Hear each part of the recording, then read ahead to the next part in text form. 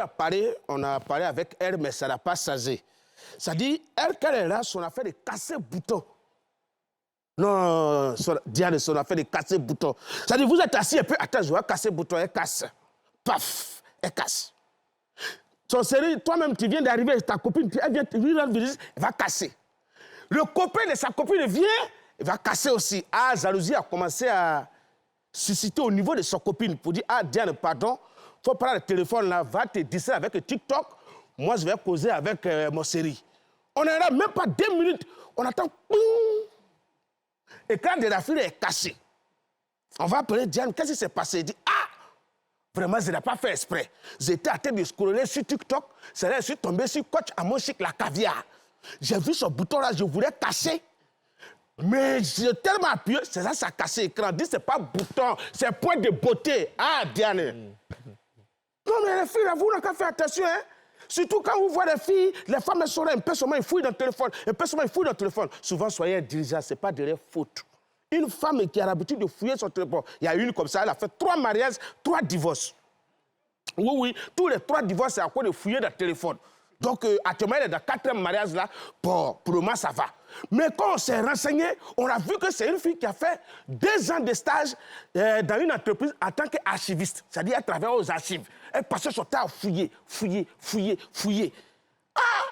Femme fouille, hein, donc souvent, il ne faut pas voir ce truc. Voilà, vous n'avez qu'à penser à ça. Le monsieur lui-même, il est venu au début, il est là, il dit, qu'on appelle ça, docteur, docteur, docteur. On dit, il y a quoi? Il dit, j'ai un problème. Il dit, quel problème? Il dit, quand je baille, je vois toi derrière dans ma bouche. Il dit, ah!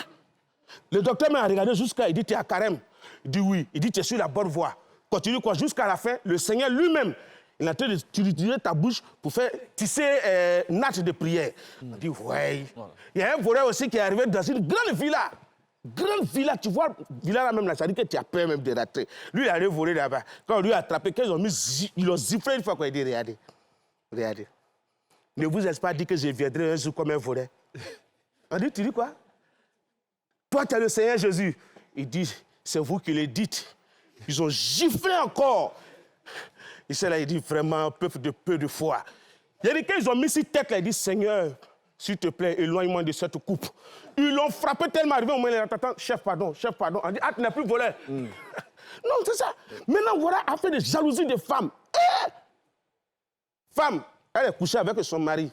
Aux environs de 2 h du matin, bon, ça arrive à tout le monde. Elle s'est levée pour aller dans la salle d'eau. Mais elle allume la lumière, constate quelque chose. Son mari est là, il dort, mais il sourit. Il sourit.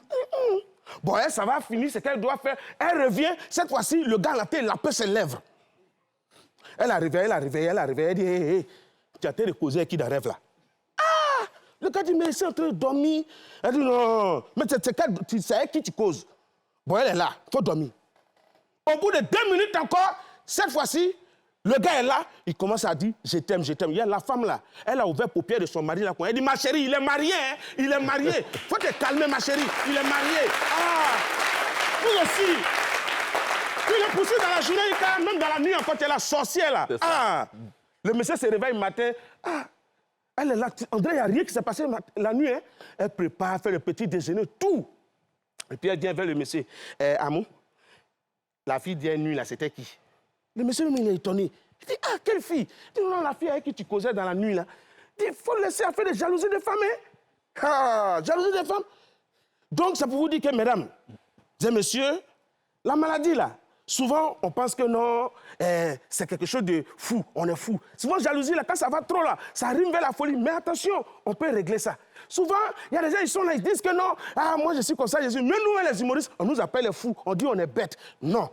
De toute façon, tu vas à l'hôpital pour paludisme. C'est comme ça aussi, tu peux aller à l'hôpital si ça ne va pas mentalement.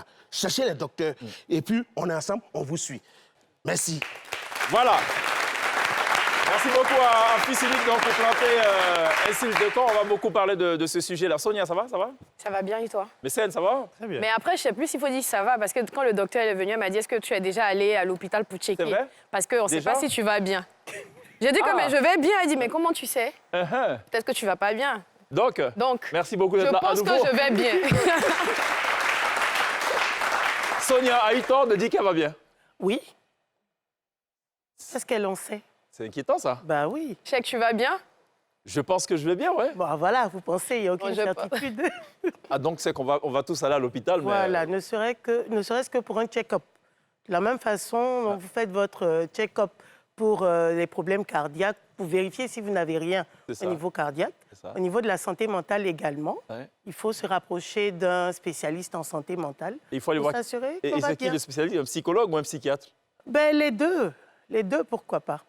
Mais il faut passer d'abord par un généraliste ou il faut aller le voir directement? Mais la logique voudrait que vous passiez tout d'abord par un spécialiste. Et si le spécialiste, avec les quelques outils dont il dispose, se rend compte qu'il y a quelque chose qui ne va pas, il peut vous faire un bulletin de consultation pour aller voir un Est-ce spécialiste. que vous êtes en train de dire là, ce soir à la télé, qu'il y a des malades ou des fous qui s'ignorent? Absolument. Et ça ne se voit pas à l'apparence? Eh ben, je disais tout à l'heure que la plupart d'entre nous, nous portons un masque au quotidien. Donc, ça ne se voit pas forcément. D'accord. Écoutez, c'est ce qu'on appelle planter le décor. Hein. Franchement. On va parler de ça, surtout parler de ça et uniquement de ça tout au long de cette émission, évidemment. Clintélex, merci beaucoup d'être là.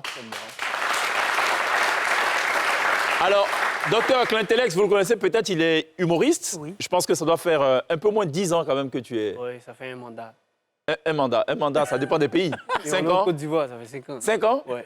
Ça va avant? Je crois que c'est un peu plus que ça, non? Non, 5 ans. 5 ans. Après, j'ai commencé le théâtre bien avant, mais en humour, ça fait 5 ans. C'est ça. Alors, justement, Clintélex qui avait publié sur Internet, il y a de cela peut-être quelques mois, qui avouait avoir traversé une période de déprime, donc avoir été sous une forme de dépression. Tu nous en dis un peu plus déjà pour qu'on... Oui, qu'on comprenne? enfin, je pense que c'est maintenant que j'arrive à poser des mots sur ce que je vivais, mais c'est depuis 2021. Après mon passage à une émission, je ne sais pas si je peux dire le nom, PPLK, Oui, bien il y a sûr. eu toute cette vague de haine sur les réseaux sociaux. Et que c'est là que ça a commencé. Mais en vrai, moi, je ne savais pas, en fait, parce que je continuais à travailler, je faisais des blagues. Et c'est à partir d'un déclic. C'est un ami qui m'a dit, après un spectacle, on sent que tu ne vas pas bien sur scène, en fait. Ah bon? Et c'est là que j'ai commencé à prendre la chose au sérieux. Et il y avait ma petite amie à l'époque qui m'avait conseillé d'aller voir un psychologue. Mais moi, je suis à Bobolin. Il dit non, ça, c'est le bail des morts qu'on l'a, tout et tout. Bah, elle a dit, elle va payer la séance. Donc, il dit, si tu payes, il n'y a pas de souci, quoi. Donc, je suis parti et c'est lui qui m'a parlé de blocage créatif, en fait. Ah. Et donc, vu que je parle avec Charles Soignon, je lui ai parlé de ça. Elle a dit, oui, ça existe, qu'elle a déjà vécu ça. Donc, on ne sait pas quand ça finit, mais il y a un processus pour guérir, en fait. Donc, Un blocage créatif. Oui. Ça veut dire que tu avais du mal à te renouveler dans tes sketchs. Oui. C'est ça? Mais en fait, j'avais des idées, j'écrivais des blagues, mais ce n'était pas drôle. En fait, les gens rigolaient pas à mes blagues, tout et tout, parce que, au fond, je me dis peut-être la motivation que j'avais de départ, quand je commençais ce métier, n'était plus là. Je ne savais même plus pourquoi je faisais, en fait. Enfin, je savais parce que j'étais là parce qu'on me payait. Donc, c'est je faisais sûr. ça parce qu'on me payait, mais en vrai, je kiffais plus. Je prenais plus du plaisir à monter sur scène, tout et tout. Et vu que ça s'accumulait, parce que j'étais vraiment craintif, est-ce que ça va marcher, est-ce que les gens vont rigoler, tout. Parce qu'il faut tester les blagues. Dans Oui. votre métier, il faut d'abord les tester. Quand ça prend, après, on passe à autre chose. Et- Mais l'ami en question, qu'est-ce qu'il a constaté? Ou qu'est-ce qu'il t'a dit En concrètement? vrai, moi, je ne sais pas. Il est venu me voir après.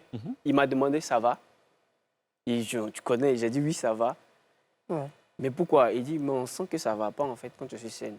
Il n'a rien dit de plus. C'est tout. Pas d'autres Tout ce qu'il détails. a dit, c'est tout. Alors, tu as dit tout à l'heure que c'est maintenant que tu arrives à mettre des mots Dessus. sur ce dont tu souffrais. Oui. C'est quoi ce mot que tu arrives à mettre? Ces mots? Quand je dis mot, c'est-à-dire j'arrive à MOT. définir la période, en fait. Et D'accord. j'arrive à savoir qu'en vrai, c'est de ça que je souffrais, en fait. Même si je suis allé voir un psychologue qui m'a plus ou moins dépisté ça, mais moi, je n'arrivais pas à accepter que c'était ça, en Tu fait. souffrais de quoi? Parce que tu dis. je Il a parlé de souffrais ça. blocage créatif. Blocage créatif. Voilà. Très bien. Est-ce qu'on peut l'assimiler à de la dépression, le blocage créatif? Le blocage créatif, en fait, il est juste une conséquence de la dépression. Lui, étant artiste, il a parlé tout à l'heure d'une baisse de sa motivation. Donc cette baisse de motivation va se traduire par un blocage créatif le concernant. D'accord. C'est quoi la dépression? La dépression, c'est une maladie mentale qui affecte l'humeur, qui affecte les pensées, qui affecte le comportement. Donc c'est une maladie qui est fréquente et qui se manifeste par une tristesse de l'humeur. Mais c'est une tristesse qui est vraiment intense, qui est vraiment caractéristique. Et en plus de cette tristesse de l'humeur, il y a une baisse de la motivation. On n'a plus plaisir à faire ses activités habituelles. Il y a des répercussions également sur le sommeil. On a une insomnie, on a tendance à ruminer, à avoir des idées noires, voire des idées suicidaires. On a des troubles de la concentration. Il peut également s'associer des troubles au niveau de l'alimentation. D'accord. Avec une anorexie, on n'a pas faim, ou au contraire, on cherche à compenser en mangeant beaucoup. On se sent c'est dans tout les le deux temps, sens. voilà, on se sent tout le temps fatigué. Oui. On a une fatigabilité qui est On se qui sent est fatigué, intense. mais on n'est pas fatigué. Oui, on n'est pas fatigué parce que réellement, on n'a rien fait qui puisse expliquer cette fatigue, mais on est fatigué. Est-ce que toute tristesse doit être assimilée à de la dépression? Non, justement. Parce D'accord. que pour parler de dépression, il y a la notion d'intensité et il y a la notion de... Il y a le délai. Le délai. Donc, il faut, par exemple, avoir une tristesse intense qui est évaluée par un professionnel de santé mentale. Et il faut que cette tristesse dure plus de 2 semaines, voire 1 mois. D'accord. Ce n'est pas, j'ai envie de dire, n'est-ce pas dans l'ordre des choses qu'on soit déprimé par rapport à certaines situations de la vie ou par rapport à certains faits? Oui, on peut... On a perdu un être cher, Tout à fait. s'ensuit une déprime. Oui. C'est dans l'ordre des choses. Oui. Ce n'est pas une maladie pour autant, non? On peut traverser des moments sombres qui font qu'on est triste, on a moins envie de faire les choses, mais on arrive quand même à les faire. Ça veut dire que cette tristesse ne paralyse pas toute notre activité autour. Alors que la dépression en elle-même, au fil du temps, elle a des répercussions sur notre fonctionnement. On a du mal à se lever, on n'a pas sommeil, mais on a envie de garder le lit. On a envie de rien faire, on a goût à rien. Si vous aimiez faire la peinture, vous n'avez pas envie. Vous aimiez, vous créez des textes, vous n'êtes pas motivé, vous n'avez goût à rien. Voilà. D'accord. On va arriver aux solutions forcément dans quelques instants. On a reçu aussi des téléspectateurs une panoplie de questions. On va y aller, Sonia. Est-ce que les réseaux sociaux, on se rend compte que de nos jours, il y a de plus en plus de dépressifs. Est-ce que vous pensez que les réseaux sociaux aggravent le mal-être des personnes? Ça dépend. Dans la mesure où les réseaux sociaux, il parlait tout à l'heure de harcèlement. Lorsqu'une personne se retrouve dans une situation de harcèlement, cette situation-là peut être... la dépression peut être réactionnelle à cette situation de harcèlement. Les réseaux sociaux également peuvent expliquer la dépression d'une personne dans la mesure où, en ce moment, il y a une... chacun se diagnostique déprimé. Automédication. Ce n'est même pas de l'automédication, mais chacun se diagnostique. Moi, je suis déprimé, je suis dépressif. C'est ça, c'est ça. Oui, non? Non, mais déprimé, c'est peut-être pas, comme il a dit, par rapport à une situation. Là, je suis Oui, mais déprimé, on ne pas- s'auto-diagnostique pas dépressif. C'est un Est-ce que professionnel. déprimé et dépressif, c'est pareil? Dis que je suis déprimé parce que la situation me déprime. Je sais que Oui, la situation me donc je suis déprime. déprimée, ça fait longtemps que je suis triste parce que voilà, ma situation ça arrange pas. Je suis déprimée. Oui. Je peux le dire, mais ça veut pas dire que je suis dépressif. C'est un abus de langage, dire je suis déprimé. OK, quand c'est comme ça, on est triste. Ça reste un terme médical quand OK. même. Donc, je suis triste, je ne vais pas bien. Cette situation est déprimante, OK. D'accord. mais on ne se diagnostique pas dépressif. ou C'est une déprimé. maladie, la dépression? Tout à fait, c'est une maladie. Vous y avez répondu. Est-elle toujours liée à un choc ou peut-elle apparaître... Non. Ou peut-elle apparaître sans raison apparente? Enfin, Oui. question. Il y a plusieurs facteurs. Hein. J'ai l'habitude de dire qu'en santé mentale, 1 + 1 n'est pas égal à 2. Donc, plusieurs éléments peuvent expliquer la survenue d'une dépression. Il peut s'agir notamment d'un stress. Il peut s'agir d'événements de vie, heureux ou malheureux. Hein. Ça peut être un décès, une rupture amoureuse, une situation de chômage et même l'organisation de son mariage. Même la naissance d'un enfant ou bien la grossesse en elle-même. Il peut s'agir également de causes héréditaires. Il y a des facteurs héréditaires qui peuvent expliquer... On peut hériter d'un On ascendant? peut hériter d'un ascendant. Uh-huh. Voilà, on peut hériter de la dépression de son ascendant. D'accord. Il peut également avoir des mécanismes au niveau du cerveau qui font que la dépression apparaît chez une personne. Ou encore des maladies chroniques. On vous diagnostique un cancer. Vous pouvez faire une dépression. D'accord. Ça, c'est Dans le cas de Clinterex, donc on a parlé d'absence, quoi? C'était quoi le terme d'ailleurs? Blocage créatif. Blocage créatif. Ça peut être dû à quoi? Au-delà du cas spécifique du harcèlement et tout, ça peut être dû à quoi? Ça peut être, par exemple, un burn-out qui n'a pas été pris en charge et qui peut évoluer vers la dépression, un épuisement On va professionnel, expliquer aux par exemple. téléspectateurs c'est quoi un burn-out pour simplifier. Un burn-out, ça peut être, dans son cas, quelqu'un qui est trop resté dans le travail, qui n'a pas suffisamment veillé sur son hygiène de vie, qui n'a pas pris de temps pour lui, qui a été trop stressé à cause de la charge de travail, qui n'a fait que ça. Et puis, à un moment donné, il y a ce blocage créatif. Il commence à douter de lui-même, il commence à se dévaloriser. Il a de plus en plus d'idées noires. Et dans certains cas, malheureusement, ça peut aboutir à des idées suicidaires. C'est complet ce qu'elle a dit ou il y a autre chose qui explique le blocage à toi? Moi, je n'ai pas eu d'idées suicidaires, mais j'avais plus envie de travailler, même si j'étais bien payé.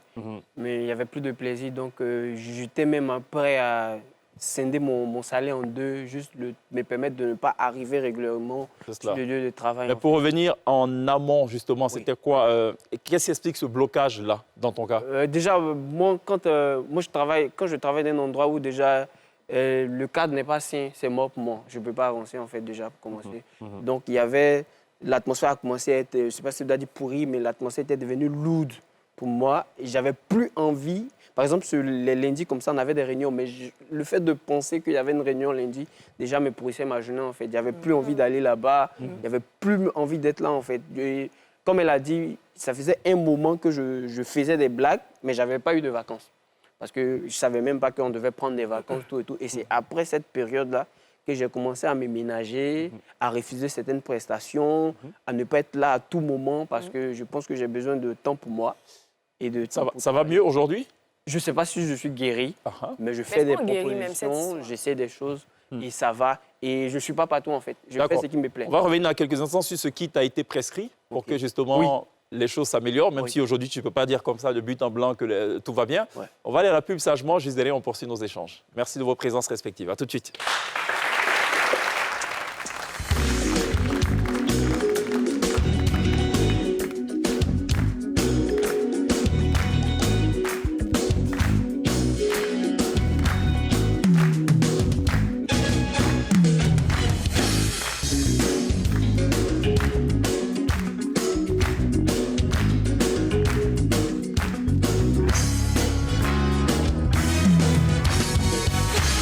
Yes, nous sommes de retour sur le plateau de la télévision pour évoquer ensemble ce soir la délicate question de la dépression, mais elle ne devrait pas être si délicate que ça. Il faut qu'on en parle, il faut qu'on la vulgarise au maximum.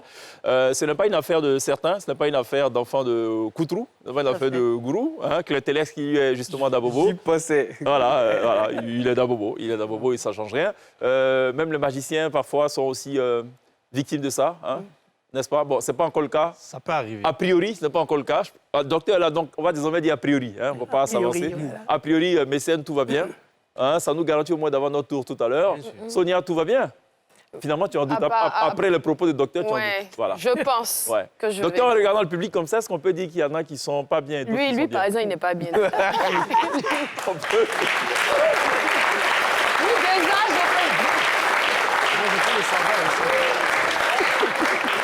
Lui, déjà, je peux dire. D'accord. Et pourquoi lui déjà? Ça va? Vous êtes revenu à vous? Vous avez besoin d'eau? Non, je vais lui offrir. Non, je pense que c'est à 18h. C'est À 18h30. 18h30, ça ira. Hein? C'est ça.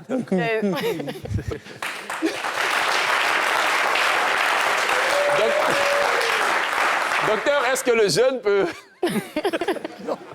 causer de la dépression? Non. Non? Non. Ça peut arriver quand même. Moi, je pense que ça peut Non? causer tout. À force de penser 18h30, le mec, il regarde son...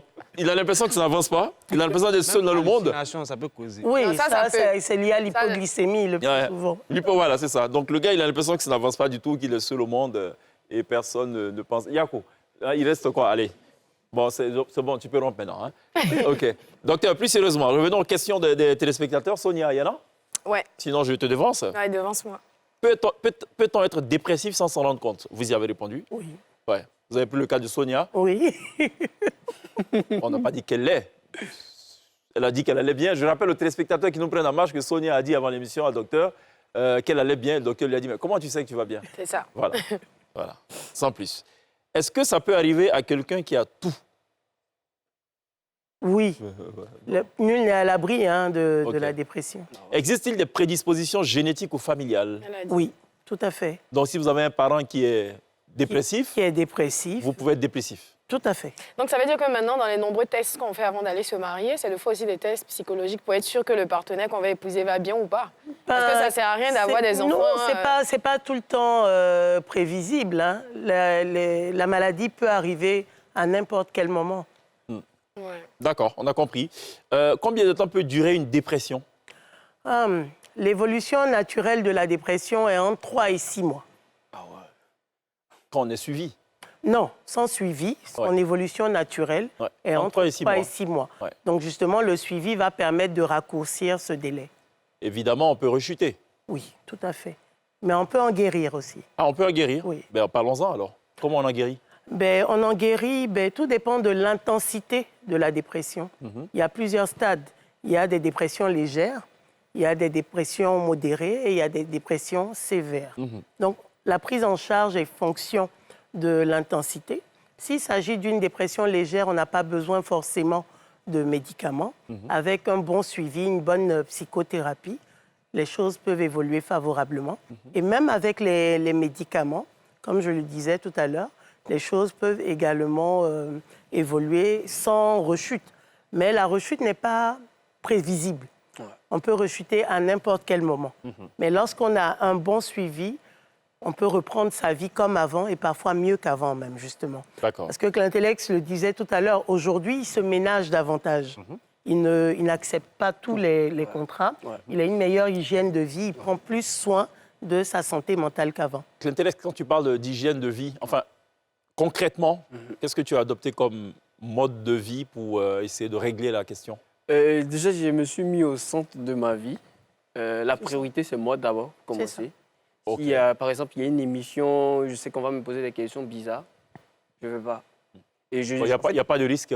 c'est moi qui t'es d'ici. décide, en fait. C'est Ouais. moi qui décide ce que je veux, qui est bon pour moi, en fait, déjà pour commencer. Et puis après aussi, c'est pas parce qu'il y a beaucoup d'argent que je dois faire, en fait. Donc, l'argent est sorti de mon équation, en fait.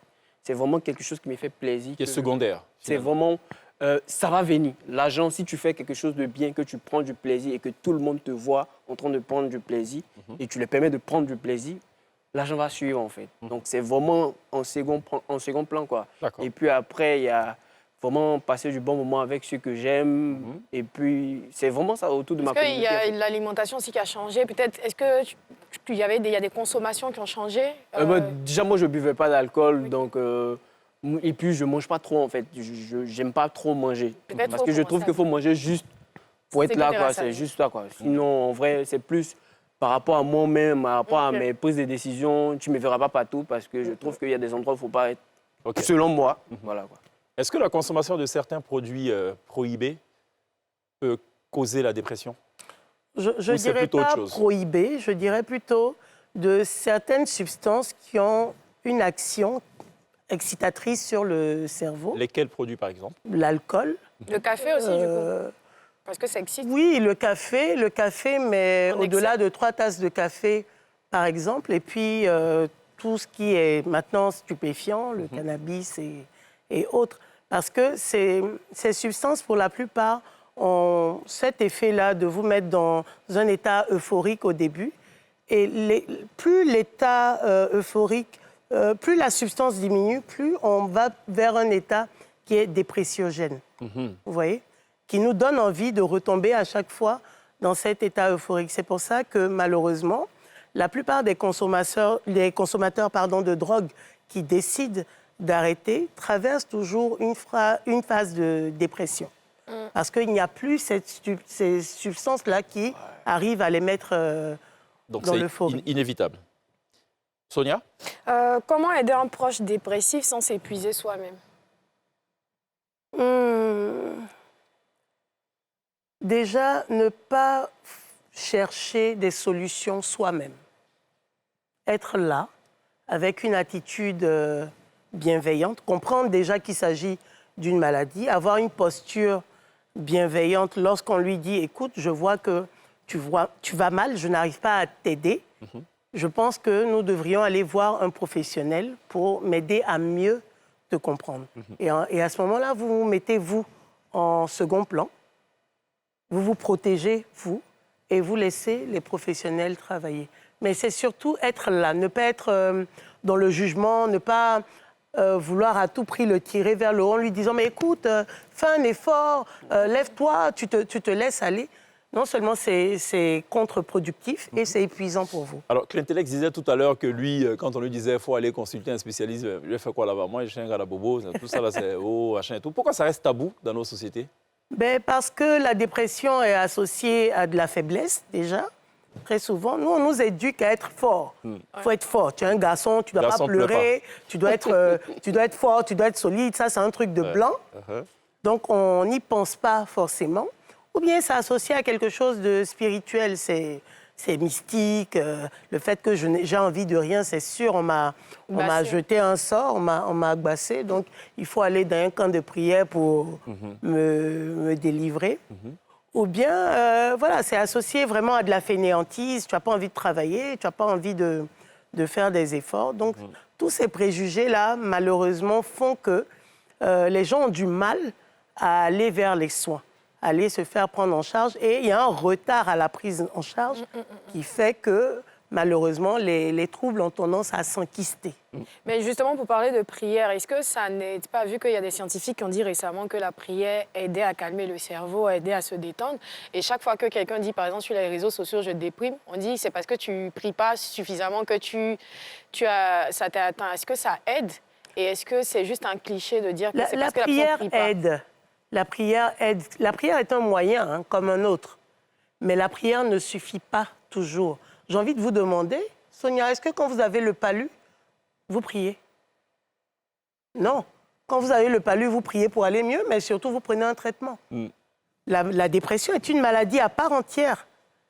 Donc, vous pouvez prier à côté, mais lorsque c'est une dépression modérée ou une dépression sévère, vous priez et vous prenez vos médicaments. La pression familiale peut-elle mener à la dépression? Tout à fait. Réussir, se marier, soutenir le bon. Tout à fait. Bon. Tout à fait. Ok, tout à fait. Est-ce qu'on peut le redire pour les familles en regardant la caméra? La pression familiale peut être un facteur Vraiment. qui entraîne la dépression. C'est bon, Il faut Sonia? se marier, Ça est il faut passé. faire des enfants, ton âge avance. On a compris. C'est bien. Sonia, c'est bon? C'est bon. Satisfaite ou remboursée?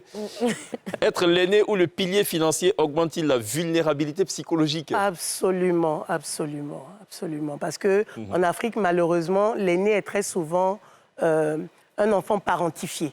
C'est le troisième parent qui doit prendre en charge tous les frères et sœurs que les parents ont eux-mêmes décidé d'avoir.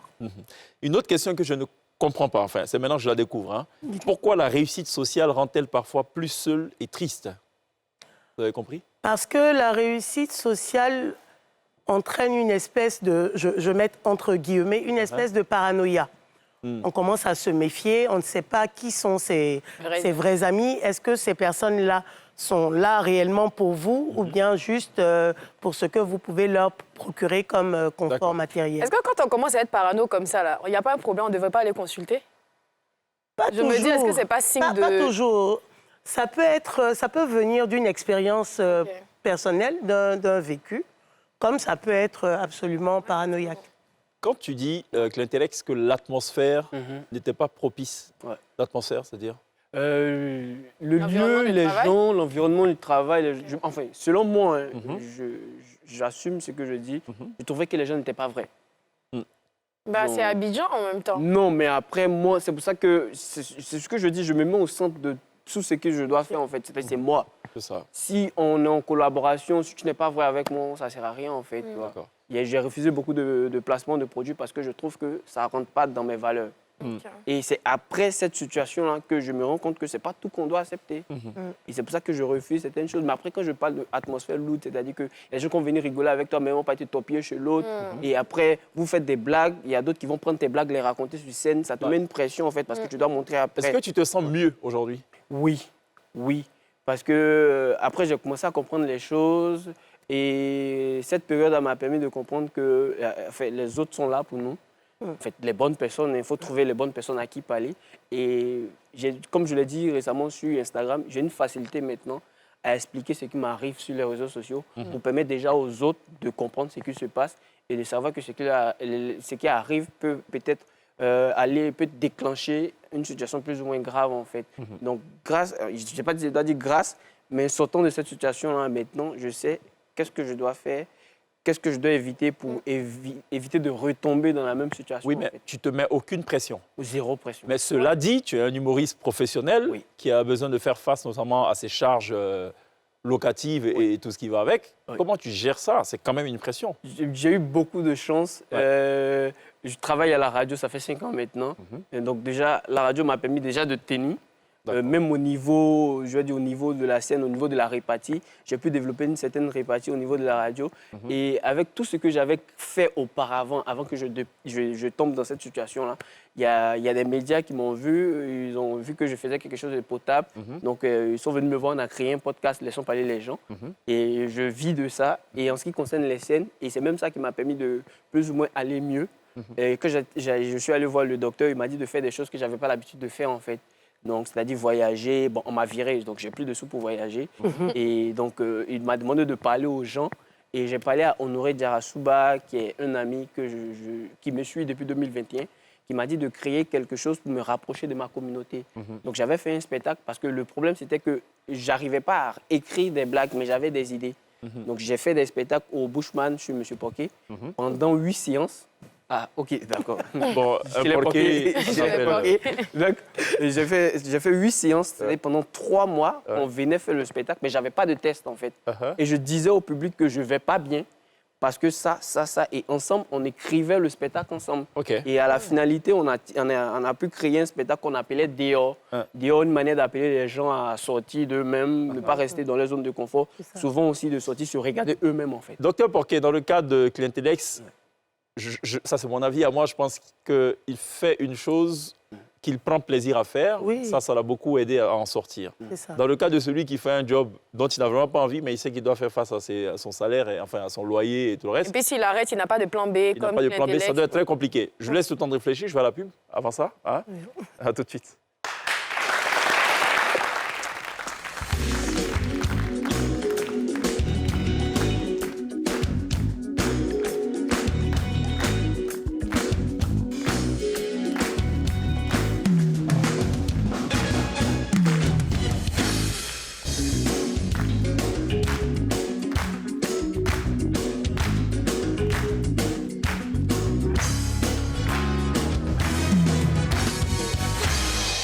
Yes, nous sommes de retour sur le plateau de la télévision pour le 3e et avant-dernier tableau de cette émission consacrée à la dépression. On en parle avec Clientelex humoriste, avec Dr Olga Porquet Mabanza. Elle est la directrice de l'hôpital psychiatrique de Belgerville qu'on reçoit pour la 2e fois dans la télé d'ici.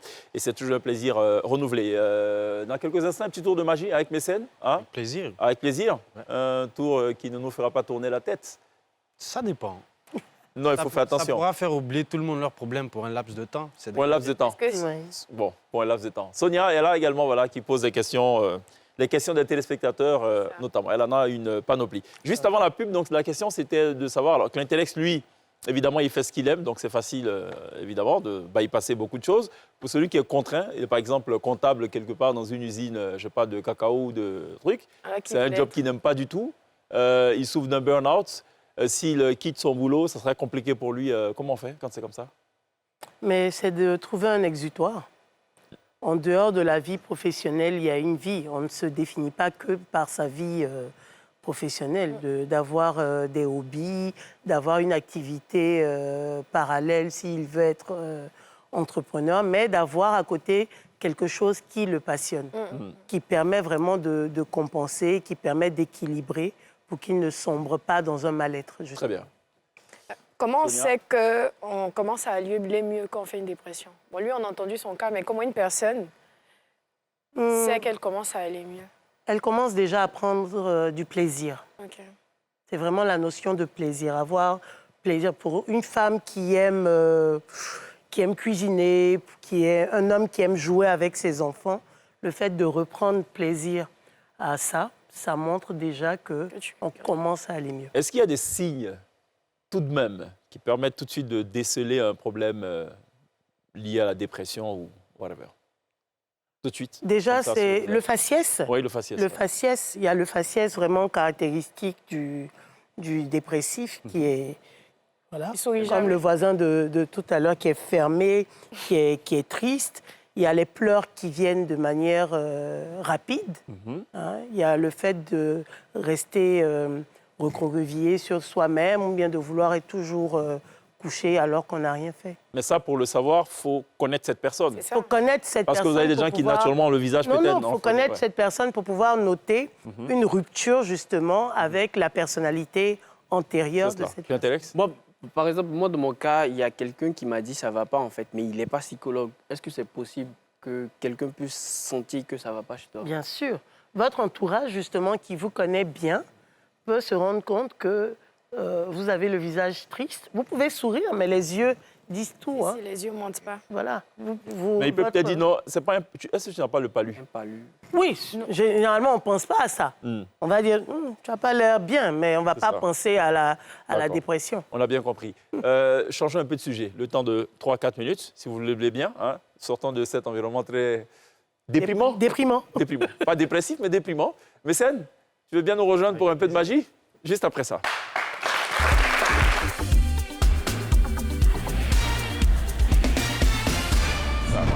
Alors bon, je ne vais pas jouer les conseils. Moi, quand ça ne va pas trop, je me dis que tout est écrit là-haut. Si ça tombe mal, c'est que ça tombe bien. Par exemple, ce matin, je voulais faire apparaître le plat préféré de la voisine. La voisine, c'est... Et c'est poivron qui est sorti. Qu'est-ce qui est Il sorti? est raté. Poivron. Poivron. Ah, Vous me parlez de ce que Karim peut faire. Il s'est allé acheter un truc à la boutique. Il lui a donné peau de banane, feuilles de banane. Il pensait que c'était l'argent. Donc, donc on ne voit pas bien quand c'est comme ça. Ah, OK. Karim. Ah, c'est toi qui vois pas. OK. Bon, on a compris. Bon, Ouais. on va essayer de faire des trucs aujourd'hui. Même si ça passe pas, c'est pas grave. On joue le jeu quand même. D'accord. On est là pour s'amuser un peu. J'ai un jeu de cartes, mais pas que. Ouais. Ah. J'ai un jeu de cartes, toutes les cartes sont différentes. Mhm. C'est bien mélangé. Hein? C'est bon. OK. Je vais te faire choisir une carte, l'intellect, et je vais vous faire choisir votre plat préféré, comme ce matin. On va réessayer maintenant. OK. OK. Vous allez penser à votre plat préféré, c'est pas grave. Donc, je viens. Ah non, non, je comprends pas. Elle pense à son Elle plat va préféré. penser à son plat préféré. OK. D'accord, mais ne le dis pas. Oui. Non, il faut OK, le garde pour elle. OK. Avec l'intellect, tu dois De choisir une toute façon, carte. il se peut que c'est poivron qui va sortir. Donc, l'intellect, tu vas juste me dire stop OK. et je coupe le paquet. Tu prends la carte qui est cachée. Allez, OK. Stop. je coupe ici. Ouais. Allez, prends la carte. On va faire passer. juste. Voilà. OK. OK. Bien. Vous avez une carte. Ouais. Il faut regarder, il faut montrer à tout moment. Je ne regarde pas. OK. Faut le montrer à la caméra là. Celui qui... Là. C'est bon? OK. Pas le montrer. Non, c'est bon, il va pas. Non, c'est bon. OK. C'est bon? Mhm.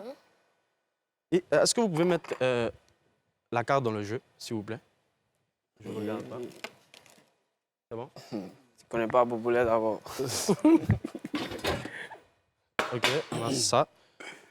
Vous avez choisi un plat.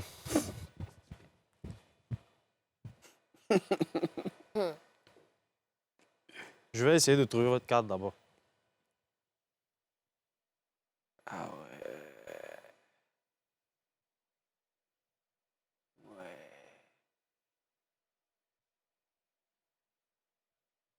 J'ai mis une carte ici. Est-ce que je peux aller chercher un briquet rapidement? Oui, bien sûr. Ouais. 2 secondes. Tant que le studio ne part pas en fumée, il n'y a pas de souci. D'accord. Donc, il va chercher son briquet. Ah, je commande en temps pour meubler un peu. Mécène qui fait un tour, qui a demandé à docteur de penser à son plat préféré, comme si elle n'en avait qu'un seul. Ah ben, C'est à voir. Et voilà, Clinteles qui devait choisir une Bon. carte. Est-ce que tu peux nous dire c'est quoi ta carte? Maintenant, là. Oui, il faut dire à haute voix. Les jeux sont faits, donc. OK. 6 cœurs rouges. Vous voyez, souvent, cœur peut être noir. 6 cœurs. non, cœur rouge. C'est 6 cœurs. Oui. Ouais. C'est pas pique. T'as vu, non? C'est pas pique. Cœur rouge. Cœur Bon, rouge. tu peux vérifier. C'est ça? C'est Non, 6 ça- cœurs qu'il y a là. Il prend ça dans ça. Il faut prendre la carte, tu vas Il a- voir. 6 cœurs. Non, il veut pas. Tu veux pas? Vous pouvez, si vous pouvez, vous. Mais la tête est brûlée de tout. Bon, c'est pas grave. On va poser ça ici comme ça. Je vous ai dit, même si je rate, c'est pas grave. Tout est déjà écrit, quoi. Vous avez choisi un plat. Je ne sais pas c'est quoi. Mais, du coup, elle nous dit ou pas? Non. Elle peut nous dire, Oui, c'est quoi? La sauce claire. mais pas trop d'importance parce que... c'est- Mais ça, on met sauce claire. On met la sauce claire, là. Ouais, c'est déjà bien. Oui. Tu avais choisi une carte quand même. Oui. C'était quoi la carte? 6. C'est un poivron bien fermé. Que- C'est pas... Oui, oui. Ouais. Il n'y a pas de truc bizarre. Non. C'est pas... Qu'on utilise pour la sauce claire On aussi. peut voir Voilà, ça à la voilà. caméra. Ouais. Elle est bizarre, hein. Ok, c'est bon, ouais. On a vu, c'est bon, bon c'est bon. Je fais ça.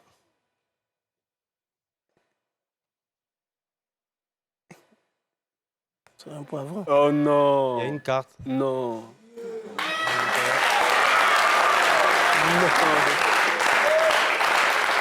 C'était le... 6 cœurs. Rouge. Que... Ouais. Non.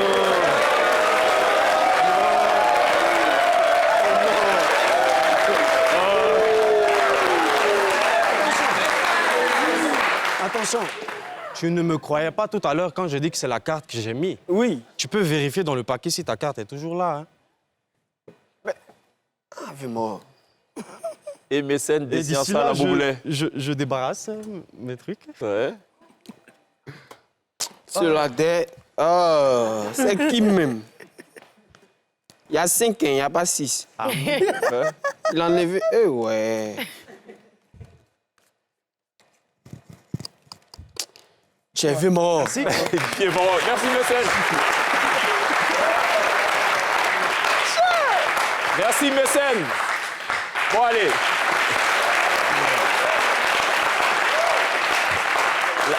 La bobolet a été déciencée. Ouais. Voilà. Il n'a pas fini de compter les cartes et tout. Nous, Ne c'est t'en dans fais pas. rouge, noir. Rouge, pain, noir, gagnant. C'est ça. Non. On a d'autres questions ou pas? Rapidement, Sonia. Non, c'est plutôt la dépression peut-elle éteindre le désir sexuel, mais je pense que Oui, bien sûr. Ok, bien sûr. Bon, ok. Mais ça peut envoyer aussi, non?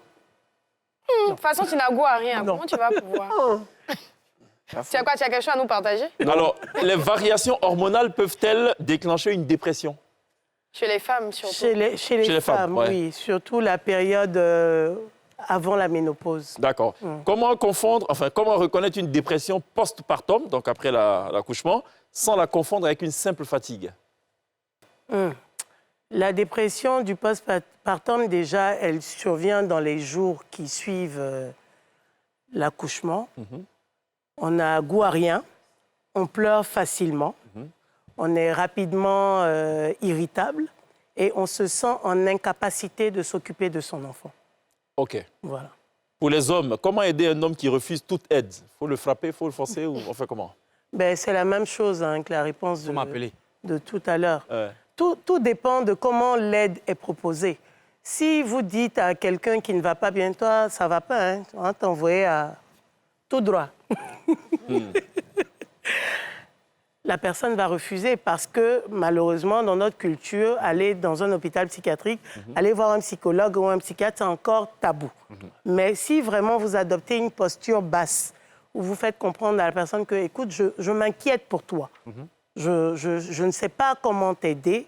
Je suis à court d'idées. Je pense qu'on devrait avoir recours à une autre personne qui pourrait mieux nous guider. Je pense que présenté comme ça, on a beaucoup plus envie de vous suivre. Moi, D'accord. j'ai une question par rapport à l'hôpital psychiatrique. Est-ce que c'est pas parce que, enfin, je ne dirais pas qu'on doit sexitiser une maladie, mais la manière dont l'hôpital, on nous l'a toujours vendu, c'est pour les fous. Les images qu'on voit, ça sent pas propre, tout et tout. On se dit, aller là-bas, est-ce que ça ne veut pas dire que je suis une malade mentale de m'y retrouver aujourd'hui? Peut-être c'est de sexitiser un peu l'endroit. Parce que j'ai aucun problème à aller à l'hôpital, par exemple, dans une clinique, me faire soigner. Mais si on me dit, va à Benjaville, j'avoue que... Bon, déjà... Et Clintelle, est-ce qu'il veut compléter ce qu'elle a dit? Non, pas compléter. Ouais. Je voulais essayer de répondre avant que la... D'accord. Allez-y, la allez-y, spécialiste. allez-y. En fait, c'est pour ça que j'accepte de parler de ce genre de sujet. Parce que ça paraît trop tabou, comme on le dit. Non, c'est pour une catégorie de personnes, en fait. En fait, j'accepte de parler de ce genre de sujet. Même dans mon spectacle, j'en parle parce que je trouve que tout le monde est passible de souffrir de dépression, en fait. Exactement. C'est pour ça que j'en parle, quoi. OK. Docteur. Mais déjà, pour vous répondre, Sonia, l'hôpital psychiatrique a bien évolué quand même depuis 1 an. Hein, vous pourrez aller voir sur nos différents réseaux sociaux. L'hôpital psychiatrique fait des efforts, l'hôpital psychiatrique communique davantage. Je pense que cette perception de l'hôpital psychiatrique est d'abord historique. Exactement. Parce que l'hôpital psychiatrique qui va avoir quand même 64 ans le 28 février, à l'origine, l'hôpital psychiatrique, c'était un cabanon. Et un cabanon, lorsque vous allez lire la définition, c'est un endroit où on jette les fous alliés, les malades mentaux violents. Donc au début, c'était ça. Tous les malades qui étaient dans la rue étaient pris pour être déposés à l'hôpital psychiatrique. Mais après, les choses ont bien évolué. C'est devenu un hôpital à part entière avec une capacité d'accueil limitée, où on soigne les malades et où ils guérissent sans distinction de genre, d'âge, ni de catégorie socio-professionnelle. Donc aujourd'hui, c'est un hôpital à part entière. Vous venez, on vous consulte. S'il y a lieu de vous hospitaliser, on vous garde. Et au terme de votre hospitalisation, qui n'excède pas généralement 1 mois, vous rentrez chez vous et vous revenez à l'hôpital juste pour vos rendez-vous. Peut-être faudrait-il envisager de revoir le nom, l'appellation. Oui, c'est ce que nous pensions également. Voilà. C'est ce que nous pensons également. Ça pourrait être un centre de réhabilitation, non, de réinsertion. Pas de réhabilitation. Je sais pas, un truc psychiatrique. Quelque chose de santé mentale, par exemple. Même ça encore. Même ça encore. Non, quelque chose de plus neutre. Mais je pense que c'est à notre niveau, à tous, qu'il faut casser déjà ce problème avec la santé mentale. Mais peut-être que le naming, peut-être que ça passe par là aussi. Voilà, ça peut être objet de réflexion. Allons à la pub. Juste derrière, écoutez, on aura l'occasion de vous dire merci d'être passés à tous les deux. Et puis on va se tourner vers la scène pour écouter la Tibène. À tout de suite.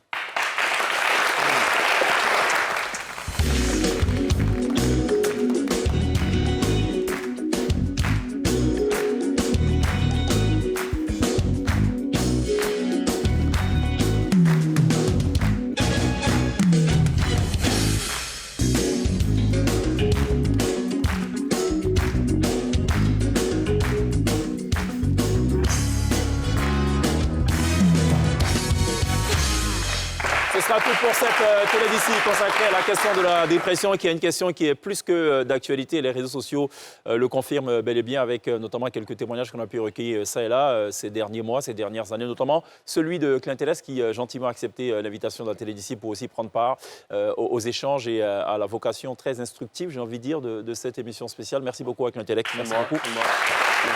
Docteur, merci encore. Et puis on se dit, je ne sais pas quoi, rendez-vous pour l'anniversaire de l'hôpital psychiatrique. Oui. 64e anniversaire, c'est ça? Absolument. D'accord, très bien. Et puis peut-être lancer les bases peut-être d'un naming ou d'un renaming, qu'est-ce que j'en sais moi. Bon, Messène, merci. Merci à vous. Sonia, merci. N'oubliez pas évidemment de remercier ce Salut République jusqu'au terme de cette émission. Et voilà, on va enfermer tout ceci avec l'orchestre résident, la Tibène. On se retrouve demain. D'ici là, take care.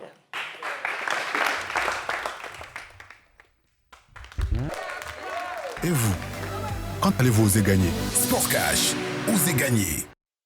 Hey, toi là, château Saint-Bernard, forcé, tu es fort.